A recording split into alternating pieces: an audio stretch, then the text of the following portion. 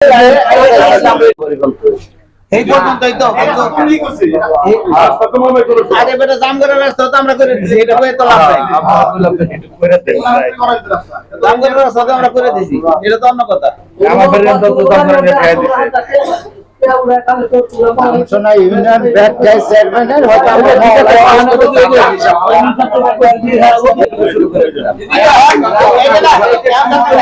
এখন ওই বাদাল মোড়ে ধরে এই দুই পারে যাইতে করতে দাও কতটি বাড়ি হয় এদিকে যাইতে দাও, এরপরে আর যে বন্ধ নেই বন্ধ যাইবো।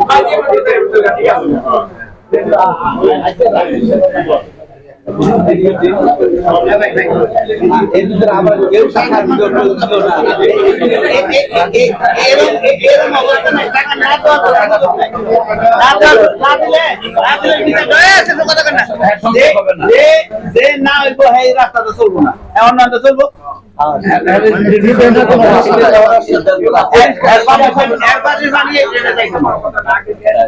বাড়ি ফাইন হয়ে যাইতো না, পারাও করতো না।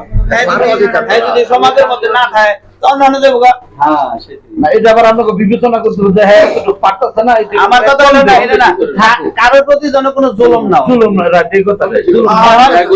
স্যারেরা যদি 10 লাখের যায় 20 লাখ ধরেন সমস্যা নাই। একজনের 2টি সিটি দেয়ার বাড়ি হলো দুইটা রুম, এর হলে যদি স্যারের লগে তুলনা করেন তাহলে কিন্তু হবে না।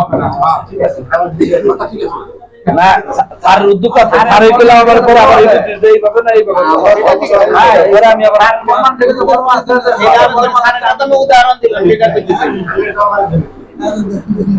আমি তোমাদের সাথে থাকতে চাই, কি কেমনে কি করা লাগে উনি বাড়ি বাড়ি করছে, যাক না যাইবো কই। এনে করলে স্থানীয় 8-10 জনের যারা সবই তো বাইরের মানুষ বাড়ি করছে না। ছেলে তো ইংল্যান্ডে আছে, কেন তো এনে তুই যেন বাড়ি ঘর না, এই মুরে তো দরাই বন্ধ দরা কন্যা দাও মাস্টার রাস্তা দরকার স্থানীয় ব্যাগ তো মান বাড়ি করছে, এরাও তো বাটালে মানুষ সবাই নতুন হয়ে বাড়ি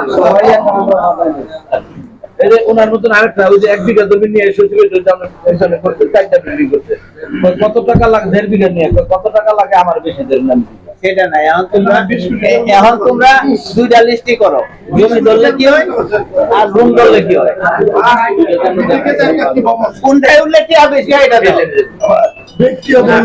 ব্যক্তিগত টাকা যেভাবে আমি সারা পাইলাম, টাকা না বলতে কোনো কেউ বলে না, টাকা দিবে, টাকা নেওয়া যাবে টাকা তো একবারে নিতে কই না। আমি 1 লাখ দিব, আমি আগে 50,000 দিব, কাম করার পরে টাকা দিয়ে দেবো, এরপরে আবার 50,000, একবারে তো টাকা নেওয়া হবে না। কাজ